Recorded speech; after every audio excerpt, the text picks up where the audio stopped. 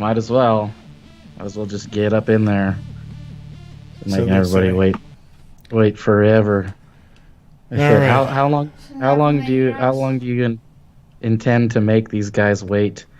Until forever. Forever. I'm trying to get this. So just so everybody knows who's watching, who's been waiting this whole time, we experienced some technical difficulties to the point where, technical difficulties, you mean his webcam got messed up. Everything got messed up. We had to start over from scratch. Yeah, you had to like re-download or do updates and for this program that we use. So and by the way, for my webcam's now not working, the one that I normally use, so you have to look at this front-facing version of me until I can figure that out. But everything was it's terrible. Let me see. Actually, oh no, I can't even mess with that. This is like the first thing I noticed from the different camera angle was that your lighting is like different, so it like gives you like a more shadowed look. I look whiter on this one, I think. Right? Do I look a little bit whiter on this? Like a paler. I look like like whiter, as in like higher credit score. Yeah, that's pretty much what I'm saying. Yeah, and you know, I thought you meant wide. I look like that too. I said wider with a higher credit score. Off to a good start as far as racial intolerance goes. Yeah, already. Man. But yeah, we lost the. Oh, thank you, Mike. He said my head is freaking huge. I mean, that's why now you know why I use this other camera most of the time. We went to boot it up today, and it was telling me that the Twitch needed to be. I guess they updated OBS, and then I had to run updates on my end to catch up to it. And when I did that, it scrapped all my data, and then when I booted it back up, everything was just gone. So that's why we're getting an ultra late start. So we won't even let's not banter, V. Let's get into what your top or what your you like to start the show, and I like when you start the show because it takes the burden off of me a little bit. So what do you have in store for us today? What do you have to discuss? I actually had I had some interesting thoughts on some things, and I wanted to like start a little bit of a discussion. We had talked the other day. You sent me something, I forget what it was, maybe it was like a meme or something, and then you said, yeah, because witches are trying to hex the moon right now. And, and I was taken aback because I thought, what? Like what? Like Harry Potter? Like these Harry Potter wannabes? But then I remember there's that, I mean, I guess it's a religion of witches, these Wiccans, right? Right. And they sort of follow this sort of I don't know, Lovecraftian what have yous. And so I'm kind of like intrigued because I think more or less it brought up a lot of questions for me when you told me that, and like I kind of left it at that when you first told me, because I thought it would be a good idea to bring it up on the show. And so I kind of wanted you to describe to me or give me like an explanation of like, first of all, like why are these witches hexing the moon, and what purpose does that serve? And like, in the end, like, what exactly are they trying to achieve here? And then like, what does it entail? What does it entail of them hexing the moon? Okay, I guess this would probably be a really good question for Dave Outlandish. But since you're all I got, and you were the one that mentioned it the other day, I'm the last resort for useful information. Yeah, so maybe you can fill me in on what exactly it is, because it just sounds ludicrous. When you said they're hexing the moon, it just sounded ludicrous to me, and I thought, what the heck, dude? Is like, what? So yeah, go ahead and give me a little insight on that there, boss. It dawned on me just now with the... I wonder if I can do it now, because I realized that you were on the Skype, right? You were looking at that camera, so I wonder if maybe it didn't want to. Oh, look what happened! Regular size head Tom is back. You figured it out. Yeah, what it was. Yeah, see, leveled up, bro. This is the sort of crap that I'm not used to. I think what also happened is I'm taking the subject back from you. Like, you had this whole good setup for me, and I'm like, no, I'm going to talk about these technical difficulties. Gosh darn it! I had also run Spybot Search and Destroy, and then the Windows Defender thing too, because of the computer kept freezing or whatever. I'm like, let me run this crap and make sure I don't have virus, and get rid of all the spyware just in case that's what's causing these problems. Right. And it when that happens, it scraps a lot of your settings, and it confuses a lot of the programs that you have set up certain ways and all that crap. And that, I think, also contributed to this mess. So right. Yeah. We're good now, and that's why Skype had us on the had you looking at that webcam and whatever. Anyways, yes, hexing the moon. So, and the funniest thing is, you don't even need me, because I shared the I believe I retweeted the chick who had explained the whole scenario. So there's nothing that I know really, but we can have a lot of fun with it because it's such a silly thing that's happening. And I'm like a total novice at witchcraft. Like, I don't know much about it. And anytime I try to get a witch on the show, they're always like, I don't know, you guys sure do talk you say some horrible things about literally everybody who comes on your show. Especially Yakov, who's in the chat, by the way, so I can say that. Nice. But this chick, this chick had nothing to do with it. What happened was, on TikTok, they have like this this gathering of witches, a coven, right? That's the name of a gathering of witches. Yeah. But they have. Yeah, I've seen the movie with that one hot chick. What's her name? Oh, what is that hot girl? She was in The Craft too. Remember that? Remember The Craft? Well, I thought that's what you were talking about. She was like the original goth movie chick. She was like Are you talking about the chick chick from? Are you talking about Nev Campbell? No, it's not Nev Campbell. She's in that movie as well. She was like a short-haired, the one that like the one from Waterboy. Was she in Waterworld? No, Waterboy. Remember, she's the one that. Yes, Waterboy. Yes, yeah. It was the girl in Waterboy. Yeah, it's the same film. Yeah. Yeah, she's her name, but yeah, I don't know her name. I don't think I ever did know her name. She's hot. But they you were like, I've seen that movie, and it's like The Craft, and I thought maybe you were talking about The Coven and The Craft. I'm like, I thought you were talking about The Craft originally.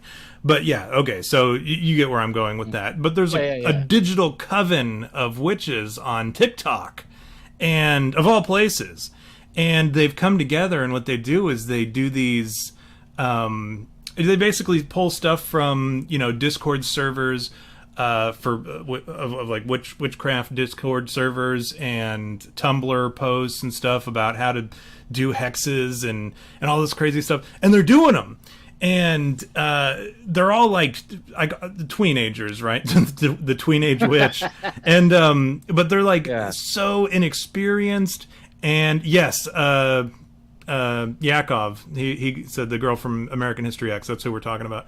Yes, but her name is. I just saw it right now. It's I know it's a little off top. Farouza Balk is her name.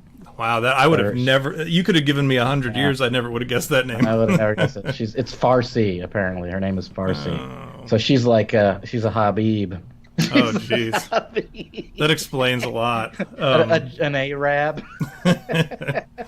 I love how that's like the racial epithet for anybody in the Middle East is Arab. It's just classified. Or there was Haji. That was always the popular one. Haji.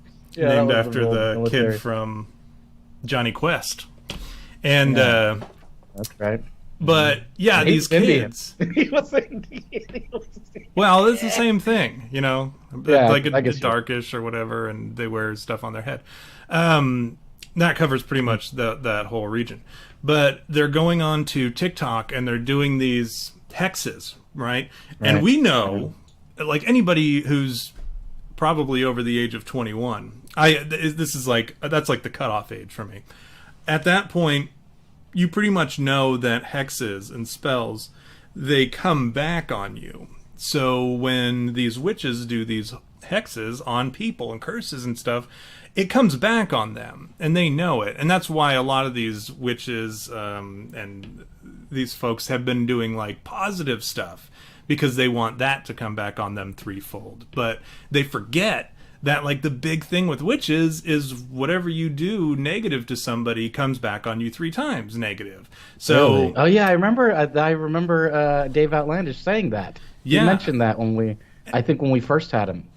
Probably. And the funny thing is, it makes a lot of sense now looking back. I'm sure you'll be able to think any movie or whatever, or cartoon witches and the fairy tale witches, they were all haggard, right? They were all like real ugly, especially the evil ones. They're real ugly. And then like the nice ones, they were super pretty. So like it kind of like it shows that dichotomy between what they look like based on the types of spells that they cast. And so these kids, they don't remember that because they're too young, and they don't pay attention, and all they think is, oh, I can do witchy shit, and I can go and I can make this girl's hair fall out, and then next thing you know, they're bald. And nobody ever suspects it, because we're to a point we're in this like this modern scientific society where when they do something horrible to somebody, or they hex somebody, and then a couple years later they get leukemia, they're like, oh, it must have been the pollution or video games, you know, like they'll blame it on some other thing, not realizing that, oh, it was probably because I put a hex on Donald Trump that he would get, you know, coronavirus or whatever, you know, like something. That's what they're doing too, is they're doing all these hexes on people in politics, which is like the biggest waste as far as I'm concerned, because politics you can change through just activism, right? Like you can get out and you can encourage people to through normal means, like, you know, you get out, you campaign for people. If it's really like that big of a deal, gather your witch friends and hit the road with picket signs or whatever. Don't start casting spells on nerds in Washington, because who cares? And then so that's what they're doing. And now it's gotten so crazy that they're hexing the moon. And the sun was next on their list of targets. They were going to hex the sun. And the problem that these witches, like all these other witches, are very upset that somebody would hex the moon, because these, like, again, this is difficult for me to talk to without laughing or making snarky remarks, because it's so ridiculous. All these celestial bodies have Greek mythological gods and goddesses attached to them, right? And the moon, I want to say the sun, because I don't know specifically, so don't chew me out, TikTok tween witches. It was like the moon was, I want to say Apollo, but I don't think that's right. I think Apollo is attached to the sun, and then there was one that was attached to the moon, but they all have like... Athena? Who? Athena? I don't think so. I don't remember. Athena and Apollo's son. Don't remember who was the moon. Who is Apollo's brother? Apollo has a sister. Who's his sister? Athena. Well, then maybe it was Athena. Anyways, it was somebody who was related to this Apollo character. You know what? That might be it. Athena was the moon, and then Apollo was the sun. And then Mike's reminding me to take the shot. But she... now, like, Apollo is mad because they hexed his sister, the moon, and it's pissing a lot of people off because the moon provides the energy for them to do these sigils and all this crap. And so they, you know, everybody's all upset at these tween witches for screwing up their witchcraft. On top of that, the gods are now mad because puny mortals have interfered with their goings on in their lives. And this lady, she lays it all out, and I think I shared it on the Twitter, but it like opened up the door for all these crazies, right? Because then that one that I sent you of the guy who said that Apollo, or whoever it was, the moon deity, was his ex-girlfriend from a previous incarnation, right? And somebody said, well, what do you mean? Like an ex-girlfriend. How does that work from a previous incarnation? He said, you may know me as Gilgamesh or perhaps Merlin, right? And I wanted that person. I think they actually blocked me. But I wanted that person to come on the show and tell us about the life and times of Gilgamesh, the Babylonian Adam, right? And I think that would be a lot of fun. And if nothing else, I would just love to hear the friggin', whatever kind of nonsense that they wanted to say. Because at a certain point, see, like a lot of people are jumping into the chat, and that's why, like, I'm confused because whatever the list that I had read from this chick, none of those names sound familiar. They wasn't any of those people, but they were saying that they were the sister of Apollo of the sun, which didn't make a whole lot of sense to me. Anyways, but yeah, it's opened this whole thing about TikTok witches, and I'm excited to see what happens. And frankly, I'm like, you know me, I'm like an agent of chaos. I love it. I love when these crazy things start happening and people start stepping out of the realms of, like, they're outside of their left and right limits of whatever.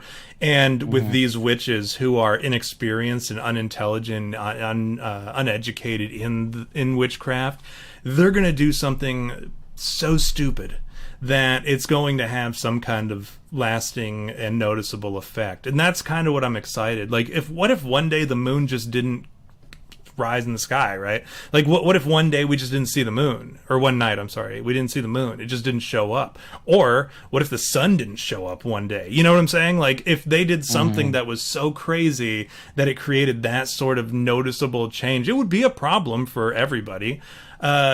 If the sun just went away, obviously, and if the moon just went away, it actually does. I had read at one point the moon provides a valuable service to us because of the night the animals that hunt at night, the light at night, and all sorts. I mean, there were the tides is a too, big right? thing. Yeah, like all that stuff has to do with the moon. So if the moon wasn't there, that's a problem. And if these people want to mess with that sort of stuff anymore, we'd have no tide. Yeah, Charlie don't surf though, so Charlie'd be okay, right? Listen, you got to check out this picture of Farooza Balk on her Wikipedia. It's hilarious. It's like, I'm telling you, like, she's basically like half, like her teeth look like her bottom teeth and are actually her top teeth, and then her top teeth are just gums. Can you send it to me? If you see this picture, send me the link. Send it on Skype, and I'll upload it on the thing. Oh, okay. Yeah, when you said she was the hot chick from The Craft, I was like, she does not look hot. She looked hot in The Craft. Okay, she was pretty hot in Waterboy too. But like, if you look at this picture of her, like, she's aged. I mean, she's almost 50 now. And on her like, if I was her on her Wikipedia, like if I was the one like handling it, or if I was her, I would tell them, look, don't use this picture for my Wikipedia because it's awful. She looks really old. Do you think that she handles her own Wikipedia? I bet she seems like the kind of person that would handle her own. I don't think she's famous enough to have a handler. It's like it's unreal. Like, it looks like her teeth are half gum. Oh no! Like, I don't know. Look at this picture, dude. I know. I'm looking at it. It's ridiculous. Here, I'm gonna put it up. Oh, gross, dude. This is the worst picture that I've ever seen in my life, I think. Like, isn't it weird? Like, why are her teeth like that? Like, it's like she has no bottom teeth whatsoever. Like, earlier I was like, yeah, man, she's really hot. But now, like, when I look at her, I go, she's pushing 50, dude. Which is only like 10 years, close to 10 years old. In fact, she's 46, which makes her 8 years older than me. And I'm going, she looks too old. But like, upon closer inspection, she doesn't look that old. But from a distance, I think maybe the graininess of the photo just makes her look really old. So yeah, it's, all right. I've brought her up on the thing. Is that the picture you're talking about? Yeah, that is the picture I'm talking about. Like, look at her gums. That is awful. That's so weird. It's crazy. It's like Yeah. it's funny because I like looked her up on IMDb first, and then like her Wikipedia popped up too, and I was like, oh, I'll pull up her Wikipedia, and then I saw that picture, and I was like, whoa, that was last year. It's 2019, so that's what she looks like right now, probably. Yuck. But I'll tell you what, in 2001, 1999. I totally would have. Yeah. Hey, well, I've got her on the screen. Let's go ahead and do our hellos. Hi, Kyle. Shout out. Hi, Yakov. Hi, Jacob. Mike in Manitoba. Okay, now that's a username. High pitch screaming. And Buzz Busby. Always a pleasure. Who else do we have here? Did I miss anybody? I think I got us all. Did you get King Cracker? There he is. There's King Cracker. I'm scrolling down as I go, trying to make sure that I got it. Too. Megabit And Megabit as well. Who could forget? Who could forget Megabit? You know, Megabit, I got some bad news. My Dragon's Breath flower fell down, and it was destroyed in a storm. So, I know you were really holding out hope that I wouldn't screw that one up, but I did. And what else do we got, V? Did that sufficiently answer your questions about the witches well, what hexing like, the moon? I guess my like to put it simply, I'm just like, what is their logic? You know, like what? I guess in the short, to give a short answer, what would you say is their logic behind this? Like, why are they trying to hex the moon right now? Like, what is the like why? Like I said, I know I was joking earlier. Like, they're not gonna get into Hogwarts like that. They might. Hold on a second. Yeah, they'll be in Slytherin. It's my that's enough of my No, I was yelling at Xander. They might.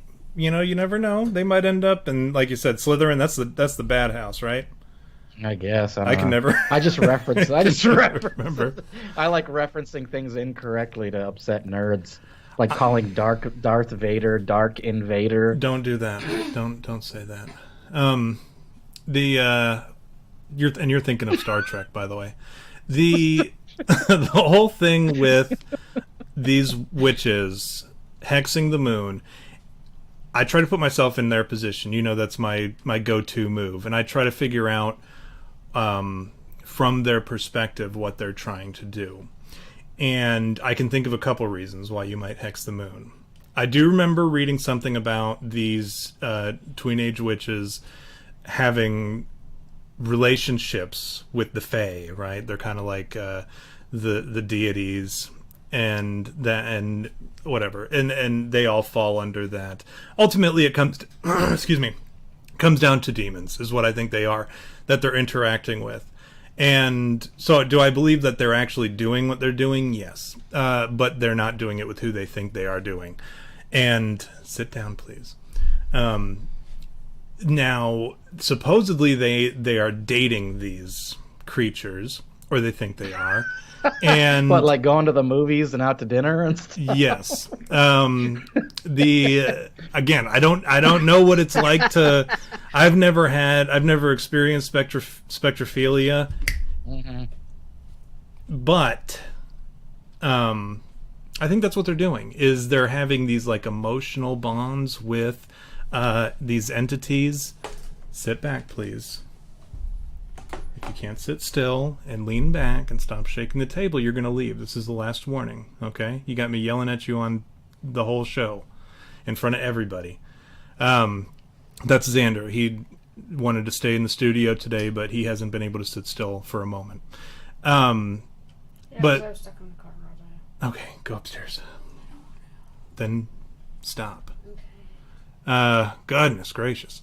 Now they're dating these entities, and they're building these emotional bonds or relationships. You know, chicks, they're more into it for the emotional relationship and the emotional stuff.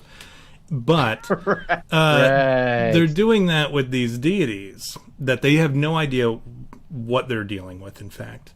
And I think probably what is happening is they're encouraging these witches to do this sort of misbehavior or whatever, just to piss other entities off, I guess. I don't know. Or to mess with people, or whatever the case. I think there's a lot of like stuff going on behind the scenes, but also it could just be that these vindictive witches, like, imagine what were you doing, or like imagine back to when you were like 11, 12, 13 years old, and the chicks back then, they were super immature, and they you know, if somebody called them a name, that was like a big thing to them, right? And they would I don't know, like they would you know, egg. I mean, what we used to do was egg houses, right, or toilet paper people's houses. But chicks would like go on a vendetta, and they would spread rumors about the other chick, right? And they do all that sort of stuff. I think what these witches do is maybe they have a vendetta against another witch. And I mean, back when we were that age, we didn't have the internet, so it was just like you had who was in your school or whatever, and then that's it. These kids they're like connected globally with everybody, right? So maybe they make an enemy online who's a witch, and that enemy, you know, it's not like you have the one goth chick in your school, and if you cross her, then oh, you cross the witch, now you've got a problem. Like, these people are like internationally connected, all right, because they have the internet, and now it's not just the one goth chick, it's all goth chicks across the world. You know, you don't, if you cross one, all of a sudden they're going to be upset, and they're going to hex the moon in return. And this is that wizard battling that Dave told us about, right? With the pineapple and all that stuff, and the weird stare as long as you can stuff, like how they do those wizard battles. And I think that's what it comes down to. These are like witch wars, tween-age witch wars. So yeah, that's crazy to me. Does that sufficiently answer your question, B? Yeah, I mean, I guess I don't know. It just seems ridiculous. Like, it seems like it's so ridiculous to me. Like, when I think like these people out there, that I guess children is really what you would say. Like, they're not adults, they're children. So it's not. But I mean, that there are adults out. Like, that's the other thing, is there are adults out there that are that way too, and they're trying to get into Slytherin and play Quidditch. They're just waiting for their letter to come from the owl. That's about all I remember from Harry Potter. Is I remember the letter from the owl, inviting them into the house. So are we ready to move on? Was that Did you do your shot yet, or? I haven't. What are we doing a shot to? Farooza Balk. Oh, the chick from the for her half teeth, because she has dolphin teeth. Those aren't dolphin teeth, though. Those are. It looks like it. It looks like they're, because she's got plenty of gums. But remember, dolphin teeth kind of cut. They're kind of like half that size. You know what I'm saying? It's unbelievable how much gums she has. Like, when she's like, whose mouth goes up that high when they smile? Like, my teeth, like, I've got big front teeth too, but like when I smile, my smile doesn't go that far up beyond my gums. That's insane to me. She looks. Is that her gums, or is that her lips? Am I looking at her? Oh, no, those are her gums, right? Yeah, those are gums. Yeah, that to me might, like, I'd have to smile really hard. I can't even do it. Like, I couldn't smile like that where my teeth are that.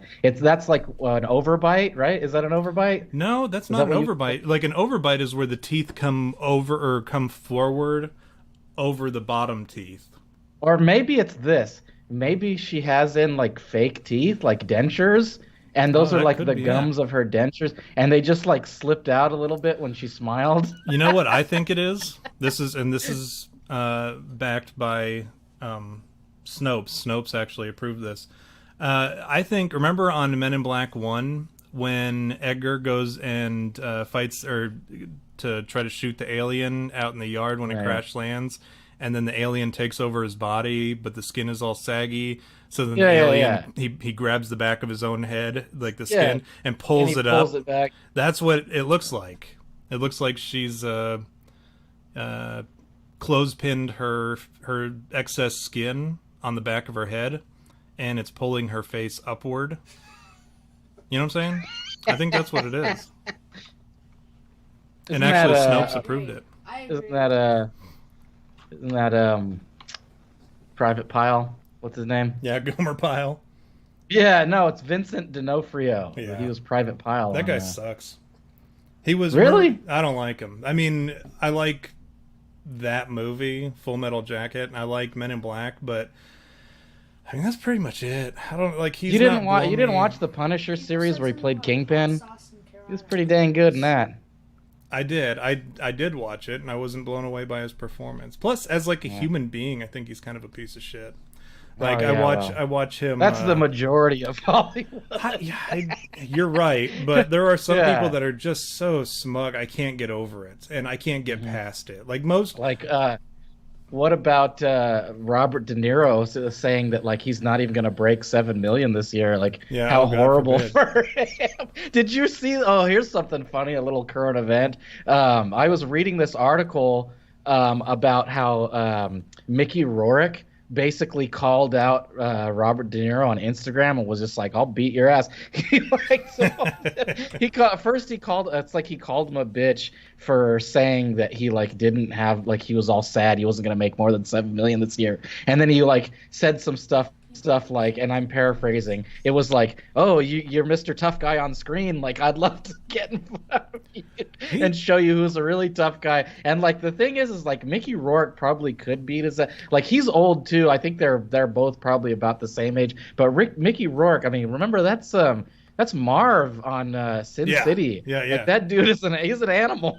and he was in a movie called The Wrestler, and Robert De Niro Yeah, that was a great he was movie. he played a boxer in one of those movies, Grudge Match or whatever, but he was still like super old and weak and falling apart in that movie. So like that's the then, big difference, you know. What is the one? Raging Bull? Well, that was that was years and years Yeah. ago. Right? When he was a younger. Wrestler was what, like 10 years ago, maybe? Yeah, he was aging, so it was still, but he was like huge in that movie. That's a great movie, The Wrestler, by the way. Good reference. Mickey That is a Rourke, great he was movie. also in a movie When he that does the Ram Jam. Remember he does the Ram Jam? vaguely. It's This been is a a long move. time, like 10 Smooth, years. man. 10 years since I Great watched that movie.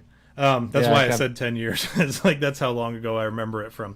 The I watched a movie, Dead in Tombstone, Arizona, I think it's called, and it has Danny Trejo in it. And he plays. I watch everything with Danny Trejo in it. He's like my Smash Mouth All Star. You know, I listen to every song, every variation of All Star. Even when I know a movie is going to be terrible, if it's got Danny Trejo in it, I'll watch it.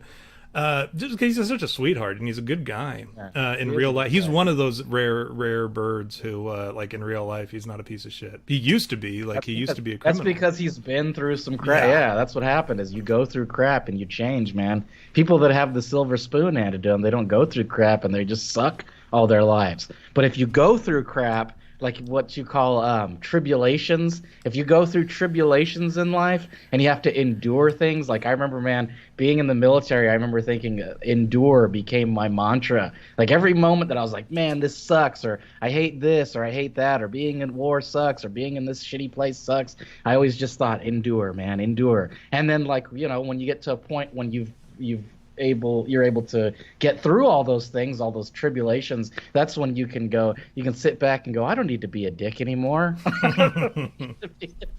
That doesn't get me anywhere. At least that's my opinion. No, I agree, and that was always my thing. My mantra was not necessarily endure. It was always listen. Think back to all those other hard times that you thought were never going to end, and they ended, right? And here we are in a hard time. It's eventually going to end. And I'll look back on this one day and think, you know, when I'm in a new hard time, I'll be like, well, that hard time ended eventually. And then as I get closer and closer, I'm like, oh, I only got 24 hours left of this. I could get kicked in the nuts for 24 hours. You know, like 24 hours is nothing. That was always Could you though? No. I'm just always like pumping myself up internally. But like in real life, I'd be like tapping out immediately. Like, stop. One nut kick and I'm down for the count. Yeah.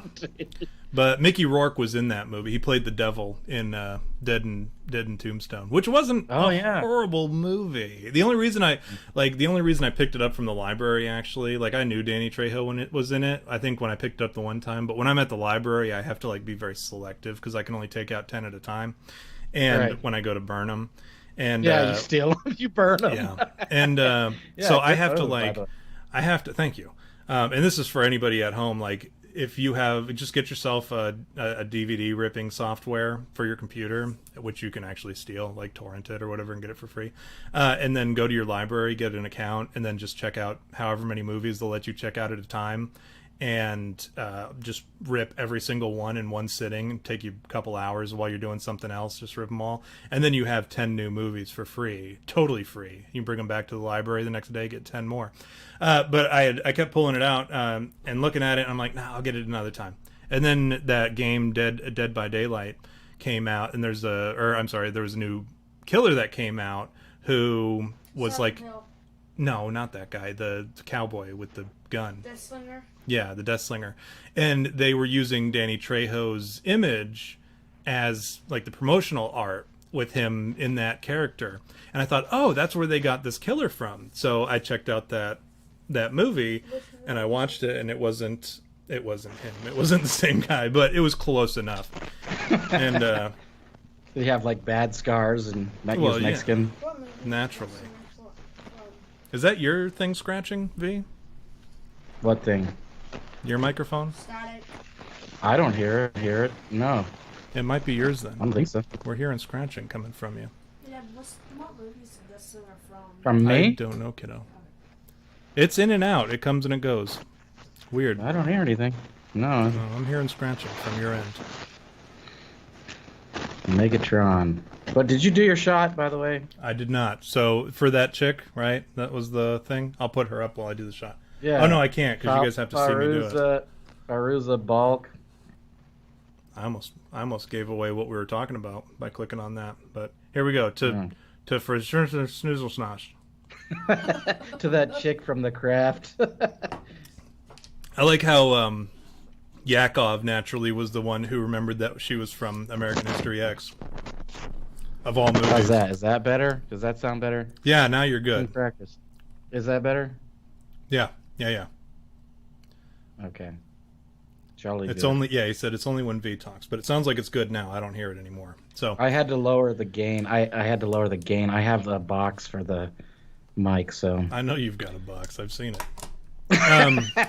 Is that an innuendo? It is. It is one. V. What do you think V stands for? So what are we talking about today, V? I think we should get to it. We're about 45 minutes in. Time? Yeah, time? I think so. Well, I thought we were talking today about what we should talk about, and as we do, and then you go, "Oh, I don't even know yet." Oh yeah. And I go, and I was thinking, because I really think that last week's episode did pretty good, and I really, we got a lot of good feedback on it. So I thought we could kind of continue with that kind of series, I guess. Maybe we could do a couple more after this where we find these unsolved things and then kind of discuss them and then speculate on what we think happened. And so I think that could be fun because last week's episode was pretty fun, and this week we could talk about something that had a kind of weird incident to it. And so we're going to talk about this mystery of the Somerton Man, which is in Australia, South Australia. This happened in 1940. Do you want me to talk? Do you want me to give the gist, or do you? Yeah. Yeah. Go ahead and give us the gist of it. And I give it like how I do, where it's I stumble around and I go, it's kind of this and it's kind of that. Yeah, do your thing that you normally do. What I do every time, and No, you sound good. You do a good job. So tell us about this guy.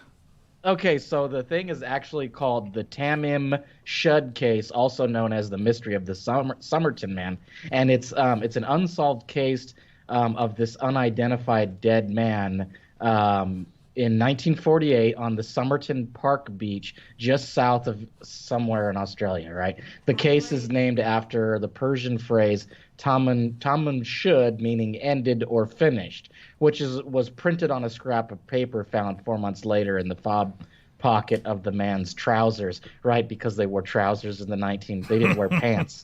Back then, slacks. Yeah, the scrap pantaloons. Pantaloons. The scrap had been torn from the final page of a copy of Ribayat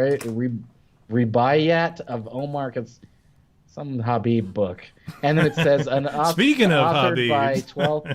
Yeah, speaking of Habib, authored by 12th century poet Omar Khayyam. Tamim was misspelt and Tamim in many early reports, and this error has often been repeated, leading to confusion about the name in the media. So, whatever. So, following the public appeal by police, the book from which the page had been torn was located. On the inside back cover, detectives were able to read in indentations from handwriting a local telephone number, another unidentified number, and a text that resembled an encrypted message. The text had not been deciphered or interpreted in any way to satisfy authorities on the case. So, the case has been considered, since the early ages of the police investigation, one of Australia's most profound mysteries. There's been intense speculation ever since regarding the identity of the victim, the cause of his death, and the events leading up to it. Public interest in the case remains significant for several reasons. The death occurred at the time of heightened international tensions following the beginning of the Cold War. The apparent involvement of a secret code, the possible use of an undetectable poison, and the inability of this is like the interesting stuff, right? And the inability of the authorities to identify the man. So, and in addition to intense public interest in Australia during the late 1940s and early 1950s, the Tamam Shud case also attracted international attention. South Australian police consulted their counterparts overseas and distributed information about the dead man internationally in an effort to identify him. International circulation of the photograph of the man and details of his fingerprints yielded no positive identification. For example, in the United States, the FBI was unable to match the dead man's fingerprints taken from the files of domestic criminals. Scotland Yard was also asked to assist with the case, but could not offer any insights. In recent years, new evidence has emerged, including an old identification card possibly identifying the Somerton man as one H.C. Reynolds, and ongoing DNA analysis of hair and roots on his plaster bust. So that's the gist, and that's straight from Wikipedia. I was trying not to sound relentless about how I was reading, but that's kind of the gist of it. This is still kind of an unsolved thing. They're saying they kind of might know who he is now.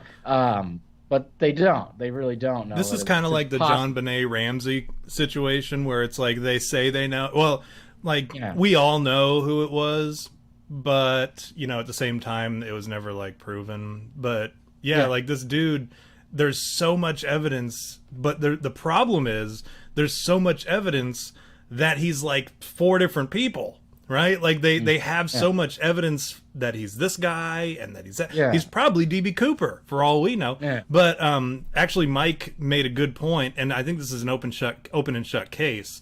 He was it was COVID-19 did it. He got the vid, got him, huh? But Buzz Busby also said that the Aboriginals or whatever of Australia did it. Well, it's funny. Aborigines. That's how it is. Yeah, the Aborigine. Yeah, the funny thing about this case is that there's a lot of speculation, and like I think it's an interesting topic to kind of go, well, what do we think? And you know what, I'm fantastical. I watch movies and stuff, so instantly my theory is like the information that I just read and was given on this after reading the Wikipedia. My first thing is like, this could have been like there's some conspiracy behind it, right? Oh, yeah. And this is me putting on my tinfoil hat, right? Like I'm going, it sounds like maybe this guy was like an operative. And so like nobody, like he messed up, right? He did something stupid. He messed up, and then like everybody has to deny his existence. So wherever he came from, people are going, yeah, we can't identify the guy.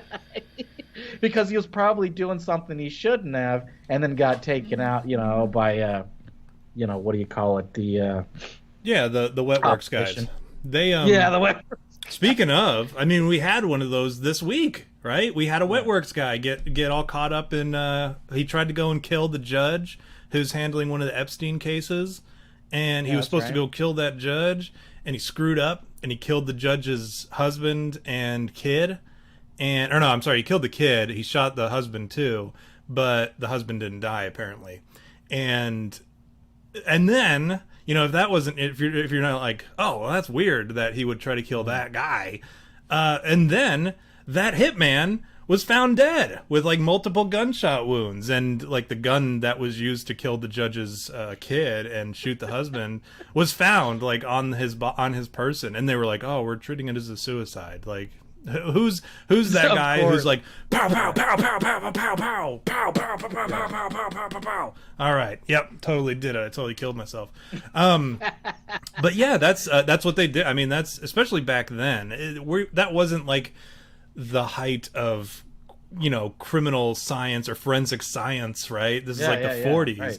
And 1940, yeah, and I mean, this is like at the beginning of OSI or the original CIA.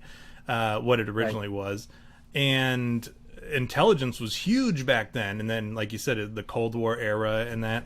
I mean, that's what they were doing back then. Was they were developing these espionage type agencies.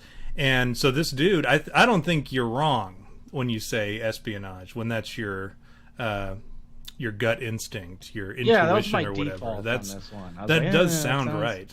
But I think there's more to it than that.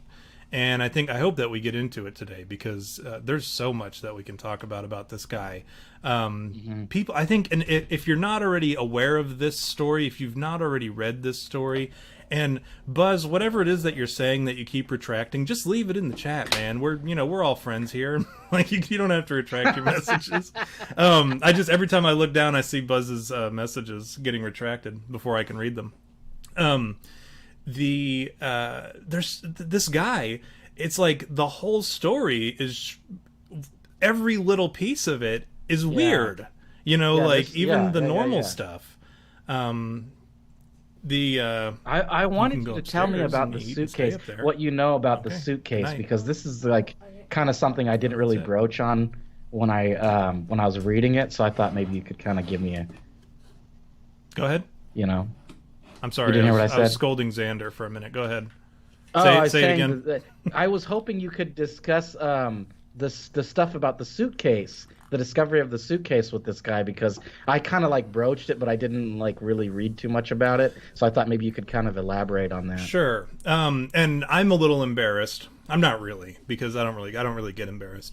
But when I posted that thing on Twitter talking about what we were going to be talking about, I said about people being handcuffed to briefcases, because when I read about this story years ago, I, for whatever reason, thought that he had the briefcase, handcuffed to himself, and that's where the note was and all that stuff.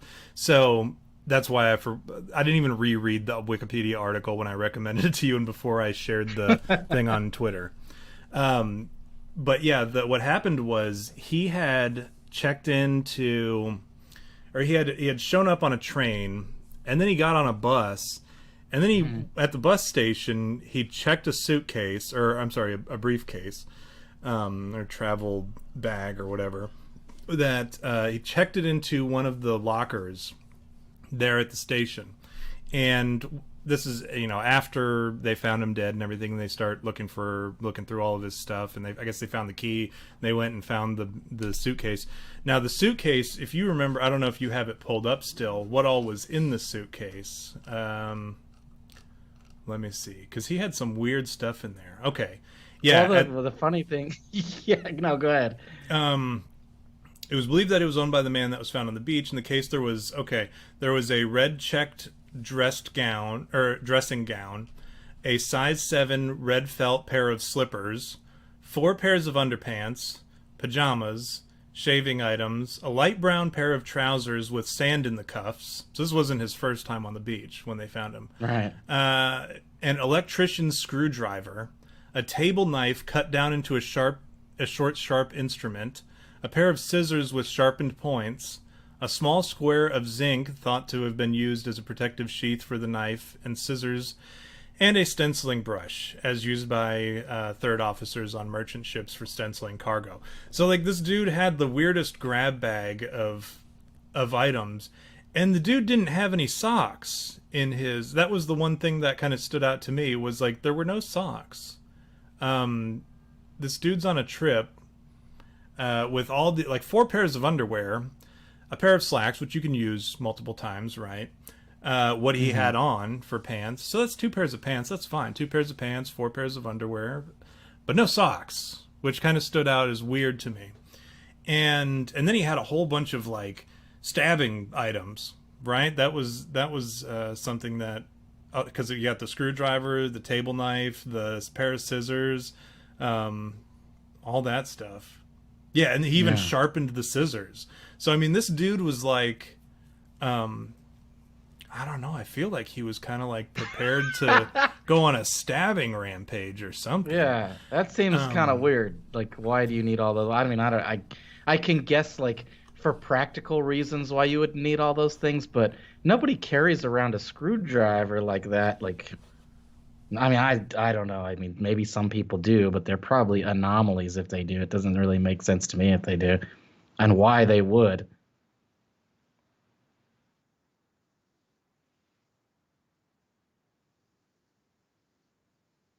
Yeah, they why you would have those things collected together is beyond me, obviously. That was another thing. On all of his stuff, he had the name T Keen, right? Did you remember reading that? Mm-mm. So No. In his clothes, or like stitched in the clothing, right? One of the big things that they mentioned was this is like still kind of like World War II time frame, where like stuff was there were shortages on a lot of things, and clothing was one of those things. And so people would stitch the names into their clothing, and so that you could. Oh yeah. Right. And this dude, all of his clothing had T Keen written in it, the letter T and then Keen, Keane. And then he also had his dry cleaning tickets or whatever that said T Keen. So this dude, like, it would make sense if his name was, I don't know, Thomas, Travis, Terry, Keen, whatever, you know, like, but that was not Topher. any of the name. Topher. That's nobody has that name. But they, like, there was no anything Keen in any of the theories about who he was. And they chased that lead down and it led to nothing. So, like, this Keen character is like another element of the puzzle that we have to try to consider. Like, was it a guy? Was it one of his marks that he took out? That was this guy a hitman, and then he ended up doing something wrong, and they had to kill him too? Because that was, you know, when we joke about. It's like a common trope in espionage movies where they're like, if you're a spy and you screw up, they just kill you because it's easier than letting you go, and then you go and you spill the beans about what all's going on in the He department. knew too much. Right. So did this guy, like, we know he's not Mr. Keen. So whoever Mr. Keen is, was that like somebody he killed? I don't know. Did he kill the wrong guy? And was so-and-so Keen the wrong guy, and then they had to kill the guy, or this unknown guy, for killing the wrong guy and taking his clothes? I don't know. That's like a whole nother part of the mystery. That's really not that important, but it's definitely something to consider. What else about that briefcase? And you talked about the letter, right? Because I think I actually have a picture of the letter. With the, no. Okay, that's the stuff that made me go, this is probably espionage, because there was like, it was coded, like there was like coded messages. And then isn't there that thing, you know, where you write something underneath, like on a pad of paper, and then you do like a scribble over it on another piece of paper? You're talking about on The Big Lebowski. Yeah, remember when he does the dick guy? He does that. You know what I'm talking about. Yeah, and this is Where he what they scribbles found. it. This is what they found. They found this code right here that's on the screen. And it's like a cryptoquip, I think is what they thought it was at first. And they've shared it with linguists. They've shared it with experts in linguistics and codes and all that stuff. They've shared it around the world. and no one, even up until like I think 2007, they had somebody do it for the Department of Defense. Came and they said, hey, take a look at this and see if you can figure it out. And he said, there's not enough information on this for me to determine what it's supposed to say or what it's supposed to mean. And so it still remains a mystery. Even they've had people in all different languages go through it with similar alphabets, and it's weird. nothing. That is so bizarre to me. Like something was like, man, that is bizarre. That is really bizarre. Like, first of all, like you could easily go, that's just some guy that died, so what? Like it just happened, shit happens. Somehow he died, and that's all there is to it. But then there's all these weird things, and like not only the letter, but then like the possibility of an undetectable poison. Yeah. like that right away, it like raises a ton of questions. It makes you go, what, dude? Like wait a second. This real quick before we get on to the poison topic. This is actually what was found in his pocket. That note that you were talking about, the "it is finished" or "finished, completed." Yeah. That's the note that they found. It was ripped from a book. And that's the funny thing. This is like way back when cops had to rely on actual cop skills. Now they can just do everything on the computer and everything's tracked for them or whatever. Like the days of difficult police work are done. This back then they'd have to chase down leads and stuff like that, and this was one of them. They found this little note in his pocket alone, just by itself. They didn't have anything else with it, and it was inside of one of those inner pockets that they would stitch into pockets so that you could like carry around little things and they wouldn't get lost. And they found this note. Then what they did was they took it and they found out where it came from by finding what book has this piece of whatever, this saying in it. And they found out that it was that book that you had mentioned, that with the Arabic name, that the Rubaiyat of Omar Khayyam. They found out that it was from that book. So then they put out this international request of like, hey, if anyone has this book and it's missing something from the final or from the last page or whatever page this was supposed to be on, please let us know. We'd just like to see the book. And somebody came forward. They said, yeah, I have that, and it's missing a little slip off of the page or whatever. And they looked at it, and that's when they found out, yep, this is the book that they got this particular clipping from.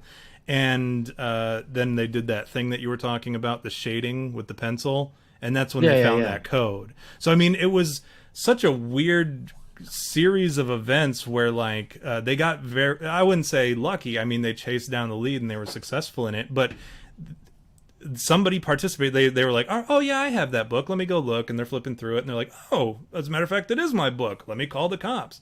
And then the cops took the book and they continued to do their work. So I mean, this is not something that they gave up easy on or whatever. They actually chased down leads, and they did their best. So you got to admire at least the hard work that the police put into this. You know what I'm saying? Right. What do you think it means though? Like, what is your speculation on like I'll tell you, like, okay, like my theory is that was him, like that note saying it's finished, it's like ended, is him telling somebody that they're finished the job, right?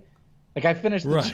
It's like my, and that's just me watching too many, like, Tinker Tailor Soldier Spy. Remember that movie? Like, that's just me watching too many movies going, that's what happened. This guy, and all that stuff is rooted in fact, a lot of the stuff that we, watch and we laugh about, like, it's, I mean, look, man, that's what I think. I think that was like his note. Like somebody said, he had that ready so that he could show it to like whoever it was that he had to do the job for, and say, "Hey, it is finished." I don't think he was Russian. No, he was British. Whatever. Yeah, whatever he was. We didn't know. I think I'm inclined to agree with you. Now, where it gets confusing, and I think this is where you were going to go next with the poison talk, is was it a homicide or was it a suicide? It could be either one with that "it is finished" note, because maybe he had that in his pocket as like his suicide note. Maybe that was his suicide note, which would make sense, I guess. Maybe he was just like an artsy fartsy kind of like old literature type of guy, and he liked for people to think, oh, he was an intellectual. He read foreign literature and shit. A gay lord. Yeah, he was this homosexual died on the beach today. But or it could have been the note that he left on the body of somebody that he killed, and then people would know that it was him that did the job or whatever. But that's the problem with spies back then, is they were so good at what they did, and they had the ability to be a little bit more sneaky than they are today. I mean, you look at like current spies. Who was that dude, Christopher Steele from MI6? Over the 2016 election, who got like he's just been dragged through the mud, and he got caught up in all this business with Trump because he got paid by the DNC and John McCain to create this fake bogus dossier, and like he's getting dragged through the mud and death threats, and people know where he's at and they're threatening to beat his ass and stuff. Like, what kind of like spy back in the 40s would that have happened to? Nobody. And like if you were a spy back then, nobody knew who you were. And that's why these covert operations were like, it's so difficult to come up with anything from them. They tied up all the loose ends. They were just very good at what they did. But yeah, with the poison, did you want to touch on that a little bit? Yeah. Well, that was the thing that I found interesting, was just that there was the possibility of unidentified poison, because like that's the thing that like we haven't really discussed, is like how he died. We just know that he's dead, right? And so there were a lot of theories that kind of go into that, and the inquest of into the death, right, where they basically say, well, how did he die, right? So yeah, the coroner, whose name was Thomas Erskine Cleland. Thomas Keene. Oh, well, yeah. Nobody thought that connection. Yeah. So let's see what he says here. He speculated that as none of the witnesses could positively identify the man they saw the previous night as being the same person discovered the next morning, that there remained the possibility that the man had died somewhere else and had been dumped. So he stressed that this was purely speculation, as all the witnesses believed it was definitely the same person, as the body was in the same place, lying in the same distinctive position. He also found there was no evidence as to who the deceased was, right? So let's see. Here we go. Cedric Stanton Hicks, professor of physiology and pharmacology at the University of Adelaide, another place in Australia, testified that a group of drugs, variants of a drug in that group he called number 1, and in particular number 2, were extremely toxic in a relatively small oral dose that would be extremely difficult, if not impossible, to identify, even if the suspect had been in the suspect in the first instance. He gave the coroner a piece of paper with the names of the 2 drugs, which was entered as Exhibit C18, just for your information. For anybody who's into court proceedings. Well, I don't believe it unless I hear an exhibit number. Yeah, so this happened. The names were not released to the public until the 1980s, as at that time they were quite easily procurable by the ordinary individual from a chemist without the need to give any reason for a purchase, right? So you just go, hey, give me this thing. The drugs were later publicly identified as Digitalis and Obane. So it's flowers. It comes from foxglove, and this other one looks like to be synthesized. But basically, they both come from plants. And so here's the thing: is it's kind of like cyanide, right? So the drugs were later publicly identified, right? And so they were like, he noted the only fact not found in relation to the body was evidence of vomiting. He then stated it was the absence of vomit was not unknown, but he could not make a frank conclusion without it. Hicks stated that if the death occurred 7 hours after the man was last seen to move, it would imply a massive dose that could have been undetectable. It was noted that the movement seen by the witness at 7 p.m. could have been the last convulsion preceding to death. So that's kind of where they go, well, well, how did this guy die? And like it's kind of like an assumption to say, well, it was probably a poison. He was probably poisoned. But the thing is like if you're poisoned, you tend to vomit, and that's kind of what happens with most poisons. And so that's the other thing that like it begs the question. We go into these things, man. We know the stuff that we know, like we know too much. You know what I mean? Like we know there's a gun out there that can, cause heart attacks. Yeah. We know that. That's an FBI thing. We know about that. So in the 1940s, what did they have? What had they synthesized that was undetectable? That they made this man possibly. And here I am, like assuming that's what happened. Like somebody made this guy drink some poison somehow, and then he just died. They found him somewhere. But see, the coroner like speculated all these things, and like it kind of brings up more questions. You go, well, was he found dumped somewhere? Like that right there makes you go, somebody murdered him, or somebody found him and was like, we can't leave this body here. Well, I don't want to take it to the hospital. Let's put it over here where someone will see it. Which seems a little bit more far-fetched than somebody going, we just dumped the dead body, right? Well, and one of the witnesses actually said they saw somebody carry the body and drop it off on the beach. One of the witnesses came forward and said that. Whereas several other witnesses said, no, we saw him laying there or whatever, and he was moving, and one of the things that they said was he picked his right arm up and then it just dropped, and that was the last thing that and which kind of makes me wonder, like, how many times have you ever looked out, seen a bum laying on the street or laying on the sidewalk and just gone, hey, let's watch this guy for 6 hours, which is like what these people supposedly did. Whereas one person came forward and said, no, I saw somebody carry him over on his shoulders and then just drop him off right there. And which then he could have still been alive. And then one of his last dying moves is lifting his arm up and dropping it. Whatever. Or even a seagull. Yeah. Who knows? I mean, like, who was really watching? I don't believe a lot of these witnesses who said that they saw a lot of the things that they did, because witnesses are typically wrong. They typically lie. And eyewitness testimony I think it's even like inadmissible in court anymore, just because they've been able to determine that it's like always wrong.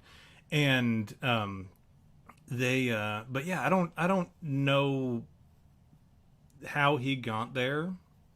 I know what we know definitively is that he was there and he was dead, and that was it. I mean, those are really the only definite things that we know about him, and that he ate a pasty or whatever for dinner the night before. But that's all we really know about that case, because of, there's no actual evidence, and even the medical examiner is just like speculating. And it's such a weird thing. And it kind of takes me back to when we discussed last week about people just disappearing all the time. And it happens so often.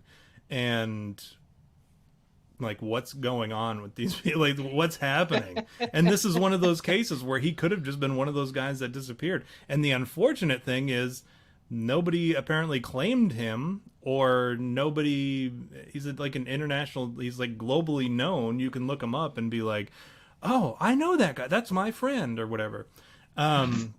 And he went missing back in 1942 or 1946 or whatever it was. And we've been looking for him ever since. Like, it was a thing that people knew about. It was shared everywhere, and people everywhere were looking for him, or looking to find out who he was. And so he kind of, like, whoever killed him, like, that was the golden ticket with that one, because nobody knew who he was. Nobody wanted to claim him. There was no evidence of any kind found on him, and it just was like the perfect crime. And did you read up on, like, when they went talking to some of the people or whatever about it? The people that did you read up on any of that? No, I the only stuff that's kind of really it. And then which is funny, because I like immediately like devised that it had to be like a spy or some hitman or something, and as soon as I like figured that out, like I saw that there are all these other theories about him being a spy. And so that was kind of interesting to me. But no, I didn't see what you're talking about. So, well, like, I'll go ahead and I can go ahead and tell you a little bit about that. I won't know the names. I read, I have that condition where I don't remember names at all. That's why I don't read fiction books or whatever, because I can't keep up with who's who. I'll be like, I'll be on Return of the King, and I'll be like, who's Aragorn now? Or, who's Frodo? Yeah, like I remember, I just read about this a little bit ago. There was a lady that in the, let me actually show this with everybody. This is actually where he was found.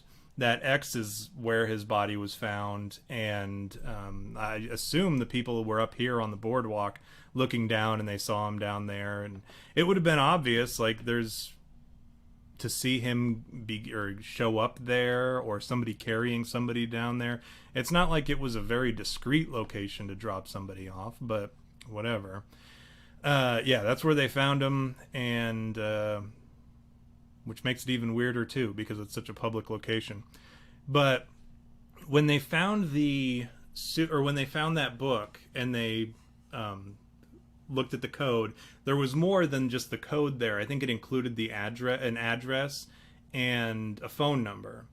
And what they did, and the address was for a house that was like 400. It said 400 meters away from where they found the body, so not that far away, and not even a mile away, like a quarter mile, fifth of a mile.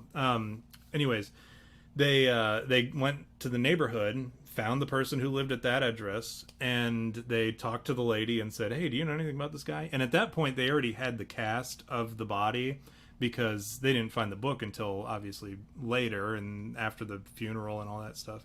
But they had made a cast of the body, and so that they could continue to search or whatever. And they brought the cast with them to show this lady. And when they showed it to her, the detective that was there and that was leading the questions, and the guy who made the cast of the guy were both there. And both of them confirmed that when they showed the cast to the lady, she was, I think the detective described her as being taken aback, like obviously recognized the cast. And the cast maker said that she turned away and wouldn't even look at the cast. And she said, nope, I don't know who it is, but wouldn't look at it anymore. And the daughter of that lady came forward in like 2000, let's see. She came forward in 2014. The lady who saw the cast or whatever and pretended not to know the guy, she died in like 2007 or 2000 something.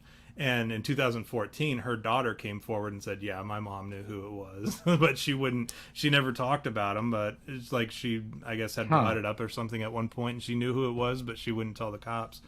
And she denied even knowing why he would come to that address, and she said she wasn't home if he did come. She never saw him. He never showed up or anything. Wouldn't have recognized, or didn't recognize him. All that bullcrap.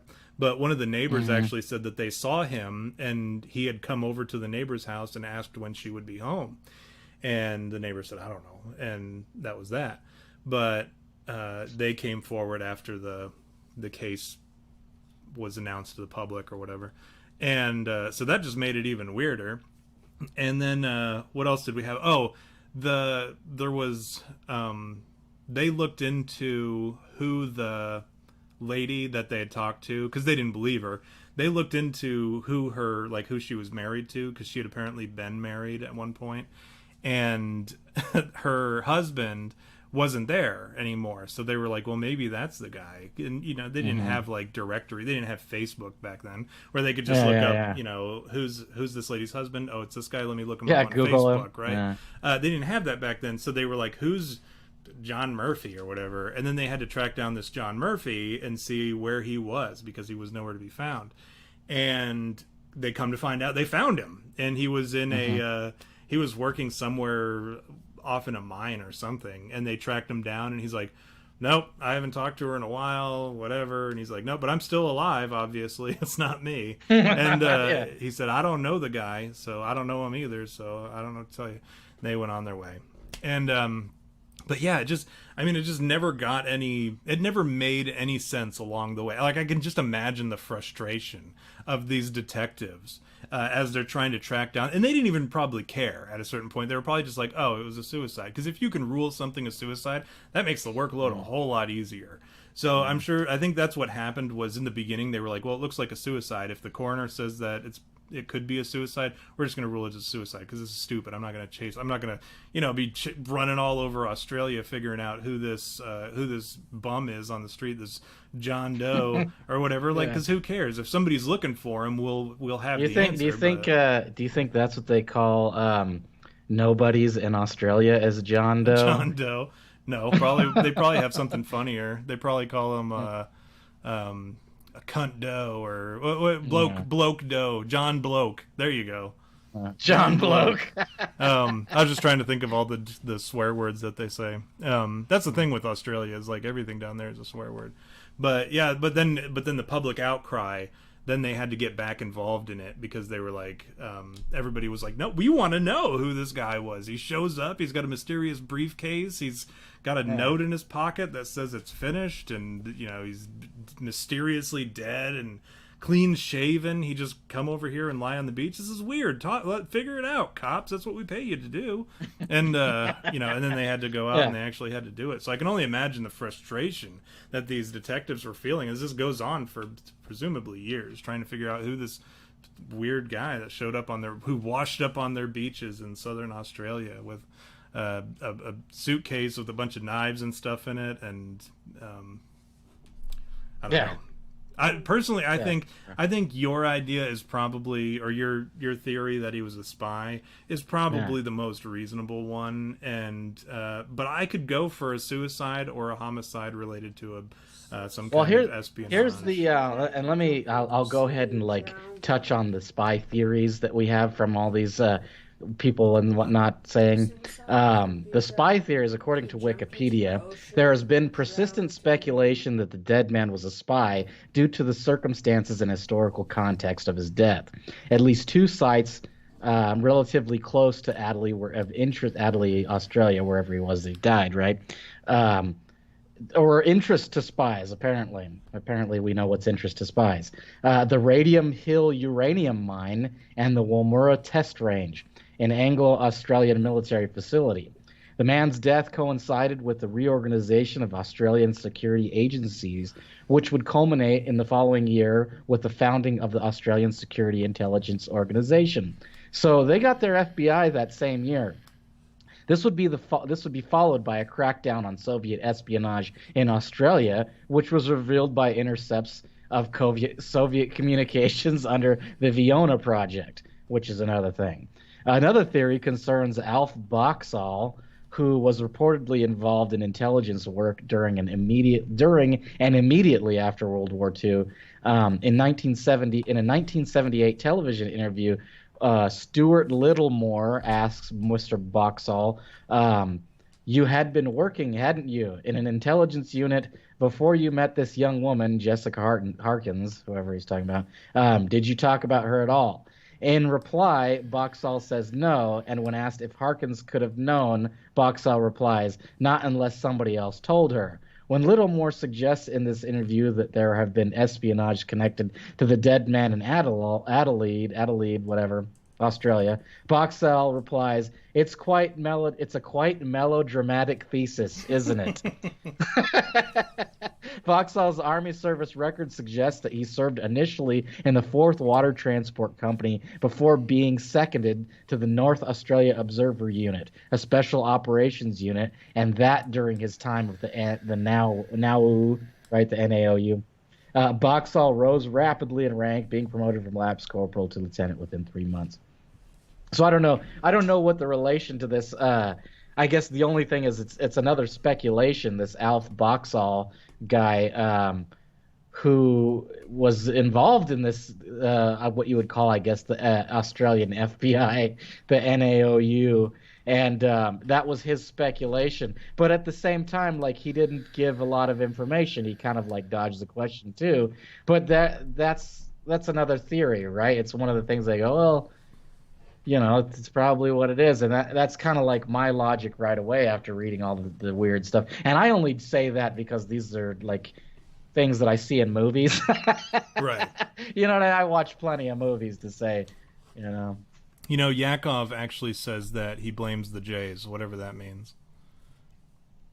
The Jews, probably. He's talking about Mossad, right? Isn't that what it's called? Yakov. No, Come on, I wanted he you was to say on the it. show. I didn't want to be the one that got blacklisted. Yeah. Well, J-listed. we always say Jew it's the derogatory epithet for it is the same as the actual term for it. So you can say Jew, or you can say Jews. You have to do it like this. You have to go like this when you say it. Yeah. Yeah, exactly. So yeah. I don't know. You think it was? Oh, go ahead, please. No, yeah. If you're asking me what I think it was, and again, that's just because I've watched too many movies, and seen pretty much all of Archer. Like my first instinct is this was a spy. He effed up. He probably here's what I think happened. I'll give you like my rundown of what happened. This guy was a spy or a hitman. Like theoretically, right? Like this is my logic. This is how I see everything went down. If I was the detective, this is how I would plan it. I'd say create this is what the happened. timeline for me. Yeah, create the timeline. So this guy was a hitman.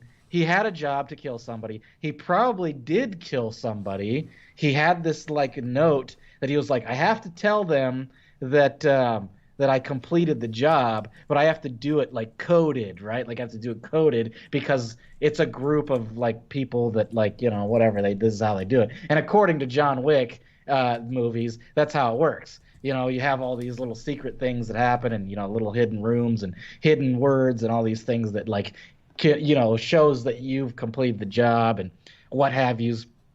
So he gets this book and he goes, they'll figure it out when I give them this note that says it's finished because it's, in a different language, but they'll just see it and they'll already know because they're all educated, or at the very least they know how to do their research into deciphering a different language, right? So he's got it in his pocket.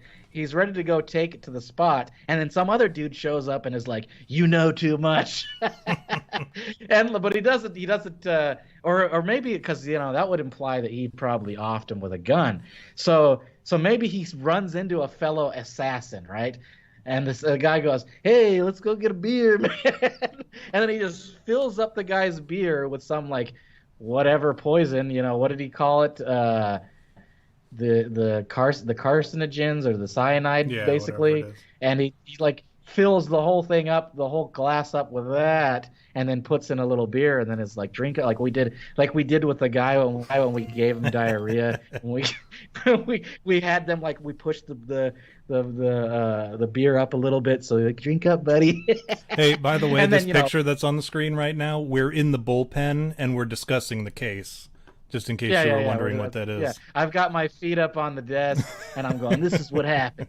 This is what happened right here. I'm going to tell you. We got a bunch of uniforms ready to get out there and go track down your test your theory. So give them a good rundown. So once he realizes that he's sick, he takes him to a bathroom and he goes, no, throw up in the toilet, man. You can throw up in the toilet. You were just drunk, man. You're just drunk, right? And then once he gets all the vomit out and throws up and whatever, he helps him, cleans him off, and then he drags him out to a place where he can leave him to die, which is probably the beach. Or maybe he knew, okay, here's the final scene in the movie, is the guy realizes he's dying, and he tells the other assassin, he's like, I knew this day would come, and he's like, just stay with me while I die, right? And he does that scene where he he's like, I want to see the ocean one last time, man. That's a good and so one. he takes him out to the ocean, and he's like, see, man, see, there it is. And as he's helping him die, he's watching him die. He's also his comrade, but he knew he had to kill him, right, at some point. So there he is going, all right, man, there's the ocean, you can see it. And he's like, hold me, don't leave me, And so he stays there with him until he dies. And then once he dies, the other assassin just gets up and walks away all cold, professional and that's what courtesy. I think happened. Yeah, it's a professional courtesy amongst hitmen, right? Yeah. So don't leave me, man. And you know that scene. Yeah, no, I agree with you. I think that's a good way to close that out, that thing out. But my question is, there's more to it that we need to address, though. V, I'm the other detective that's always challenging you from across from across the hall, and you know, I'm the young guy who's more like, who I bring something new to the table, because you're just quick to, hey, let's close this out. I'm done with this case. I think we got it figured out. I want to go home and bang my wife. You know, but I'm the young guy, the young single guy who still wants to make sure that justice is served and that we've considered all angles before we go to the press. And I have political aspirations, and I want to run for mayor of whatever city that we're in Australia. City councilman. Yeah, I want to become the city councilman, and so I want to make sure that we cover everything. That way I can use that and I can say, I was the cop that never gave up on a case. You know, I never let anybody, whatever. So my question to you is, what about the socks, V? Tell me about why were there no, let's talk about the briefcase. We know that it was his because the key was in his pocket. And we were able to track it down, and we found the briefcase, and it had those items in it. And I'll refresh your memory. There was the pair of pants with the sand in the cuffs. There was the scissors, the knife. What else did we have? We had slippers, the electrician screwdriver, and I think that was it for the useful stuff. But there was no socks. So explain to me where did the sand come from in the pants? Did that play a part? The sand wasn't in the pants, it was in the cuffs of the shirt. No, the cuffs of his pants. Like the bottom, you know, when the pants at the bottom, they kind of curl up. No, they were in the cuffs. Back in the day, back in the day, trousers did that. They curled up. You rolled them up. Or here's the thing. Maybe he had visited the beach before, and that's why his cuffs were rolled up, is because he had been out in the sand. But there are a lot of questions about that suitcase, or briefcase, I'll say, because the items in there were just odd, and the lack of socks. I mean, the only thing my only logic is that just maybe he just maybe he didn't like to wear socks. That's the only theory I have on that. Yeah, well, if maybe the guy was if maybes and butts were candies and nuts, detective, you know. We don't operate on maybes around here. Maybe they did back in the old days, but we don't do that anymore. So I need you to explain to me definitively why there were no socks. No, I got nothing on that one. Come on, man. detective. I can't even draw anything. Well, okay. My only logic is like maybe the other killer, the guy that offed him, had to take some of the socks for some reason. Like maybe there was something that those socks were used for that he had to get rid of because they were evidence. That's my only logic. And like he didn't like wearing socks. They said he had slippers. Who wears socks with slippers? But if he had 4 pairs of underwear, it was obviously an extended stay, and you know, so he would have socks for when he was out and about. Maybe. But he never packed any shoes either. Because he was wearing shoes, Xander. Oh. How many pairs of shoes do you need to bring with you on vacation? You need your slippers, you need your shoes, and you wear your shoes, right? So why no socks? Come on, rookie. Xander's he's the uniform that's sitting in the back trying to help out. You can't hang with the big dogs. If you can't hang with the big dogs, keep your puppy ass back on the porch. That's what they say back then.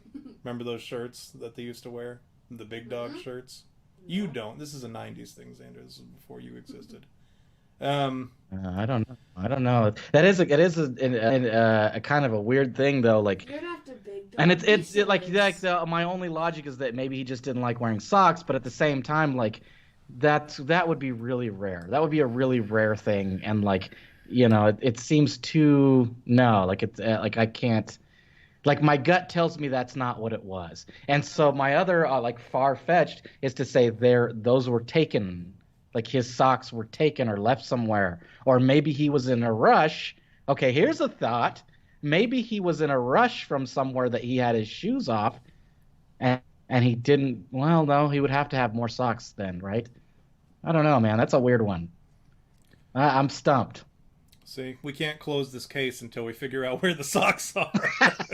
The question of the socks. Why didn't this guy pack socks, for God's sake? He packed a dang scissors and a screwdriver for some reason, but he doesn't pack socks. What an scissors. asshole! What an asshole! Maybe he uses scissors to cut up his socks and use them for something. Why would you need that much? Why would you need that many cutting tools to cut your socks off, rookie? Yeah. Okay, Yeah, here, it doesn't Xander, make- you solve this case. Pause your game for a minute and you solve this case. You want to be a detective? No. Well, it's too late. You've already put in your application. The chief's already looking it over. Prove it. Prove that you're ready to become one of the big dogs, the big swangin' dicks. No. That's what they were called back then. They called them dicks. No. You don't want to be a detective? No. Well, then put your little white gloves on and go direct traffic, and leave it to us. No. The Did you just tell a senior officer no? Correct. I had to take your badge and gun. The I don't have a gun. Well, then you're I'm a horrible underage. cop. You're a horrible cop. I'm What are you even underage. doing in here? Oh, you're one of those Make-A-Wish Foundation kids who's like allowed to be Maybe, a day. no, but man, like, okay, if he packed 4 pairs of underwear, that would imply that at the very least he's staying for 4 days, which would mean 4 sets of socks, right, to go with that. Like, you would assume the guy, a normal person changes their socks every day, right? So if a normal person changes his socks every day, then that would imply that there should be at least 4 pairs of socks to go with the 4 pairs of underwear, right? So either he didn't like wearing socks at all, or those 4 pairs of socks are just missing entirely. It's pretty baffling that we're stuck on this. I mean, it seems relevant, but at the same time, like, I don't know, man. Like, part of me goes, what does that matter? But then at the same time, like, you kind of go, like, it's too weird to not have to observe. It's too weird to go, well, forget about it. Who cares about the socks? When that could be the most crucial part of the information about the case. This could blow the case wide open, man. If we could solve the mystery of the socks. You know what I mean? You know what Mike said? Mike said maybe he was hoping to get a pink sock from somewhere. He was. That was his gimmick. A prolapsed anus. That was his gimmick when he killed somebody. He'd create a pink sock, out of their innards. So the whole thing hinges on these socks, right? Now the only alternative, and I'll switch gears. I'll be the other cop across the bullpen who's like, well. Like, I see where you're both coming from, but at the same time, maybe it was a 1 or 2 day trip, and he packed 4 pairs of underwear because he was a chronic pants shitter, right? Mm-hmm. Like, maybe he brought extra underwear everywhere because was like he had the irritable bowel. He had IBS. Yes. And nobody, the medical examiner didn't reveal any of that information, and it's difficult to constantly sharding. That's what happened. Yeah, and it's and the problem with that is a medical examiner wouldn't be able to really notice that because when you die you shit everywhere anyways. So it's not like true, it would be weird for the medical examiner when he like removed the clothing. He's like, oh, there's shit in his underwear. Like, in reality, that just happens all the time. So he wouldn't think. We always have to get into the gross stuff, right? Yeah, when you die, you shit on yourself, and there's probably shit in his pants anyway. So, I want what I'd like is everybody in the chat for the next couple minutes, give us your where you think the socks went. Like, I don't really care about anything else. If we can close this case out now, all we need to do is we need to figure out where the socks went, and I want to hear from the audience where the socks are. Now, in the meantime, is there anything else that we need to close this case out? I think that about covers it. Yeah, that's about it. Jay Coop said, I got it, guys. The assassin spy that killed him found the original guy who had secret codes in his extra socks and had to take them back to the motherland to decode the secrets of the Aussies. Could be it. It's a pretty good one. I mean, is there any other speculation that we can add to it? Like, is there anything that you could say, like, it was aliens? Is there any reason that makes you go, it was aliens? Or was it paranormal? Was he killed by a ghost? My thing, originally, when I first heard this, I was like, it's too weird to be a normal death or a normal situation. Like, a spy getting killed, that's normal. That's a business hazard, right? So I don't think that's weird. But when I first read this, I thought it was weird. because of all the stuff that we've already mentioned, if we remove the spy aspect from it, just, wipe that from your mind for a minute. Yeah. Pretend he wasn't a spy. And we have reason to believe that he's not a spy. If you do that, it becomes impossible to be a normal situation. It's a binary thing. He's either a spy or it's ultra paranormal. Whether that be aliens, ghosts, demons, whatever. There's no wiggle room because everything else is just so weird about the case. It has to be one or the other. And at first, when I first heard it, I don't think I thought spy. I think even when I read that, for whatever reason, I had an instinct where I thought I didn't think that was accurate. But now that I'm looking at it, I think that it could be a spy, but at the same time, I do think that there's an element of paranormal that comes with, like, the code. When I'm thinking of that code, I'm thinking of, what's his name? The Zodiac. Remember? Because that code kind of looks a little bit like the Zodiac. Yeah. That's interesting. So I think the Zodiac has been tied to occultism a couple times. I mean, we know he was a serial killer, but and I think even the motives behind it, he was never caught. So I think maybe the letters aren't the same or anything. I don't believe. I remember the Zodiac having some weird characters, and there were no weird characters in this code. But I think that there's quite possibly an element of paranormal. I just don't know what it is. I don't think it's aliens this time. I don't like to blame the aliens, but I will when I think it's them, and I don't think that this was aliens this time. I think I'm quick to blame demons, though, or I don't think it was ghosts. I think it was, if anything, it was demons. But I'm trying to draw that connection from there. Could it have had something to do with the occult? Maybe. And I don't think we have enough time. I didn't even think about that really while I was researching it. So I don't have a good theory for you in a way that we could tie it to that. I think this is one of those, unfortunately, this is one of those kind of like, not cut and dry because we don't have an answer. But I think spy is extremely likely, and I think that answers all the questions. If we assume that he was a spy and this character that they went and tracked down who got involved in the special forces or whatever of the Australian Army back in World War II, who went from Lance Corporal to Lieutenant like that in 3 months. Yeah. Boxall. Yeah. I think that's obviously a... I think that there's some... And that was the one his wife was the one who wouldn't look at the bust or whatever. Or the cast. And the cast, yeah. He obviously knew him. She obviously knew him. The dude was in the special forces, and they knew the guy. So presumably he was in the special forces, and they wanted to deny knowing him. So there's some kind of connection there, and I think saying anything other than spy it would be an exercise in like stretching and really just like grasping at straws. Xander says he has a theory on if it's paranormal. Xander, this better be good. Come on, rookie. Okay. You know how some people actually believe that there are some kind of like monsters and stuff in the ocean? If there's any truth to those myths, that could be what killed him and then tossed him back on land. So a monster killed him and tossed him back on land.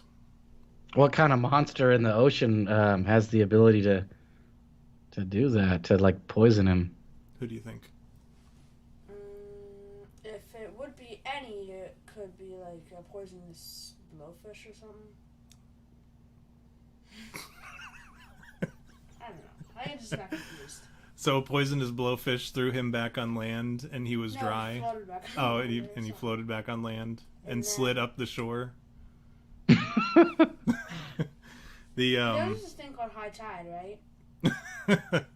But how come the high tide didn't like wash him back out whenever it was still trying to scoop him up, or when he was up on the beach? They were like right at the end of it. So we're gonna go with the poisonous blowfish theory, Sure. or jellyfish. But what about the socks, rookie? Where are the socks? Yeah. If you want your theory to be It ate 'em. taken seriously, It ate 'em. from the briefcase that was in the locker. Yes. All right. Well, let's just close it out so that V can go home, or Detective V can go home and bang his wife. Yeah, right. V, did you have anything else? I think we're coming up on our closing point. Buzz Busby said the Aborigines stole the socks to huff petrol with. I like that The one. abos. And Someone said the calls lady them the recognized him abos. stole the socks. Jay Coop says, Is I that what still they like the call spy. Taking the... Someone says the lady who recognized him stole Oh, the because he socks. said, because Jay Coop said that that they found the original guy hid secret codes in his extra socks, and they had them taken back to the motherland to decode the secrets of the Aussies. That's how he was getting his message to the to the motherland, to Mother Russia. The Mother Russia. Das Veronia. I believe that one more than anyone. That the people stole, the Aborigines stole it, or another spy stole the socks with the codes in them. Yeah. How reckless would that be, to be a spy and you have the codes to decipher messages on your person? You know what I mean? Like, or on, and of all places, on your socks. I mean, He I was don't just know one of if I'm those a guys bug. that had to like write notes on his hand and like cheat. You know, he was the 1940s He wasn't a very good version. spy. He had all of his I stuff. mean, if he was like, let's be honest, if he was a spy, the fact is he was dead, which would make him not a very good spy by default, right? Yeah, that's a dead spy is not a very good spy, right? Jay Coop says, "In Mother Russia, socks wear you." Yakov Smirnov said that. That's a classic, Yakov Smirnov. He's like, no, you know what? He did the memento. He got the codes tattooed all over. Instead of having them tattooed on himself, he wrote them on his socks. He would write notes that only he could trust on his socks. And that's how come. And then he hid so he's a good spy because he at least hid the codes, right? In a different locker, maybe. And, which makes him like a mediocre spy because they're still within reach.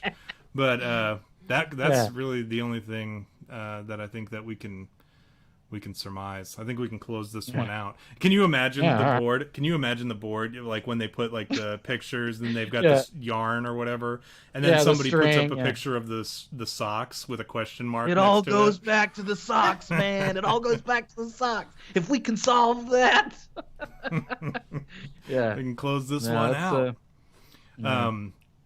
Yeah. I like the idea of a pair, or like, and then all the other cops are like picking on that one cop that won't drop it, and they're like leaving socks on his desk or whatever. And they're like, "Hey, rookie, hey, hey, Detective so and so," and they throw a bag of socks on his table or on his desk, and they're like, "I found the evidence. Go ahead and bag it and put it in the evidence locker." some trying socks. to get him to shut down, leaving socks on his desk to prank him. And here's then, your socks, rookie. And they dip him in water, and then they swing him and whip him when he's in the shower with the sock. He's like, "Hey, what was that?" And he's like, "I found the sock, rookie." And then, and then the other rookie, they're taking jellyfish or pufferfish and doing the same thing. They wrap him up and whip him. "Here's your jellyfish. I found him." Tossing him and sticking to him while he's in the shower, getting shocked. Or other types of jellyfish. Did they ever say that to you when you were like, when you were taking a shower? Did you have the what do you call them, the shower trailers in Iraq?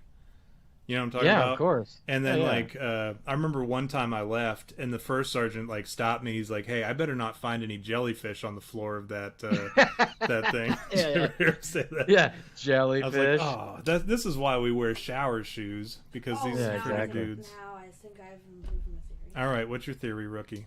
So there are botched jellyfish that even a little bit of their poison can stop the heart of someone, and he must have been floating near shore, and someone saw him and thought that he might have been alive, and they brought him in, and they found out he was dead and just left him. And then never bothered to call the police.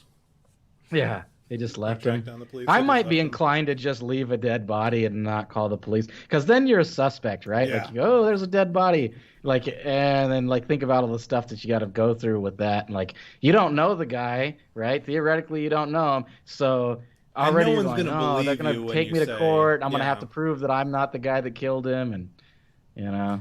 And Or you just leave it. And no one's going to believe you when you show up, like you call the police, hey, I found a dead body. And then they say, well, do you know this man? And you go, no, I happened to be walking along the beach and I found him here and he was dead. And then, like, nobody's going to believe that. And then you can't have an alibi either, because then they're like, well, you're the one who found him. Nobody else knew he was there. And you're telling us that you don't know this guy, and you pulled him out of the water. And then what's worse is the circumstances of his death are all weird. Yeah, exactly. So I don't know. I don't know, Detective Rookie. It could be true. Could be a lot of things, but it still leaves us wondering where those socks are. Jay Coop said, Lieutenant, the socks are the key to all of this. I forget who it was. Somebody said when we had the screen up with the bullpen, they said, get these hotheads out of here. I wanted to laugh at the time, but we were in the middle of something. Remember that? And then somebody else said, good cop, bad cop. Remember when I used to talk about that, those characters that I was going to write a story about called Tall Cop, Short Cop? Like, one of them is like 6.5 feet tall and the other one's a midget, and then they're like both cops and they work to get, they're partnered up because for whatever reason, because it's hilarious, but they get partnered up. And when they do crap like they're like, man, I can't reach the ladder, and then he's like, I'm 6.5 feet tall, but I still can't reach it. And he's like, here, put me on your shoulders. And he hops up on and then instead of having the good cop bad cop routine, they do the tall cop short cop.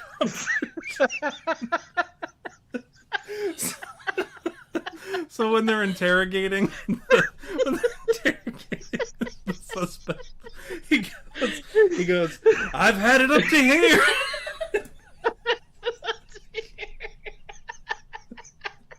Oh. He's like, my temper's getting real short, good. my fuse is getting real short, if you know what I mean. Like the midget or whatever, he does short people. It's all like height puns. And then the suspect's like, all right, enough. He's like, I'll tell you who did it. But yeah, the tall cop, short cop routine. And can we watch that sometime? It's not a real thing. I made it up. No way it would be a real thing. It's too ridiculous. Yeah.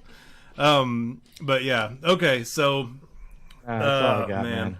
I wish they would have tracked down those socks. We could have closed this out, but what can you do? Shame. V, what do you got? You got anything to say to the crowd before we close out here? Thanks guys for always tuning in. I always say, like, I appreciate that these guys actually put aside time to listen to us rant and talk about weird crap, and mostly like half of me just cackling, going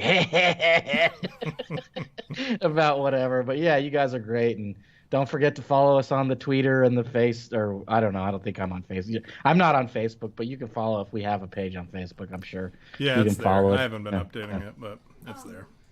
Yeah. Do you have any more tall cop, short cop jokes? No, this is not tall cop, short cop time. Aww. We'll deal with that later. With a baby, one of those booster seats in the squad car. But yeah, no, I appreciate you guys coming. Thanks for putting up with us while we had our technical difficulties and all that. And next week we should be back on track because, at least we know now that all this crap got erased at the last minute. And I'll be on Skinwalker Tapes on Friday. We're gonna be talking about ghosts. The good people over at Skinwalker Tapes invited me over to chat with them. So if you want to tune in on there, I'm sure we'll retweet the link when it pops up on Friday, but we'd love to have you there if you're not already following Skinwalker Tapes. What else? Follow us on Twitter. You already did that. And check out the shop for our merch, man. Oh yeah, we don't mention that. We're supposed to be doing that, right? Yeah. Go to our Redbubble. It's on the I'm sure we posted it on the. It's on every single episode on YouTube. If you go in the description, you'll see the link. It'll say buy our merch, or if you go to www.youhadmeatbigfoot.com, it'll have a little button at the bottom that says buy our shit, and you can click on it. It'll take you to the Redbubble link, and you can still get the logo and the You Had Me at Dickfoot and the Slenderman and accounting. We're working on some new shirts too. Keep that in mind. Some new stuff, some new logos and stuff that you'll be like. We always have like a funny thing that we're like that should be on a shirt, and so we're working on some stuff like that too. So just so you guys know, look forward to that. Probably some funny lines from the show too. Maybe we'll throw in there. Yeah, we need to do more of those because that's what that's the big thing that. That's the big thing that Yakov pushes. What do you call it, Yakov? The T-shirt nationalism or something. But yeah, that's we need to get back in, or we need to be selling stuff. And I appreciate anybody who's bought anything from the store. We appreciate it. I know there's been a lot of sticker purchases, which is awesome. And that's about it, I think. If you've got any ideas for the show, go ahead and send them to us. We'd surely appreciate it. Xander, what do you have to say that's so important? If you're always promoting your merch, why do you never wear any? Because I only have the one shirt. Oh. And then I wear the remember that Wendigo shirt that I wear? Yeah. That's actually from somebody else's show. I wear that one more than I wear my own stuff. Okay, but yeah, that's it. We'll see you guys next week. Thanks for tuning in, and like I said, buy the merch, follow us on Twitter, YouTube, Facebook, and if you've got any ideas for the show, send them to us. Trying to go through all the bases again, buy our shit. What else didn't I say, Xander? You didn't say... What do they say on your little YouTube shows when they close out? An outro? Yeah, but what do they say? Do an outro for the show, Xander. I'm putting you on the spot.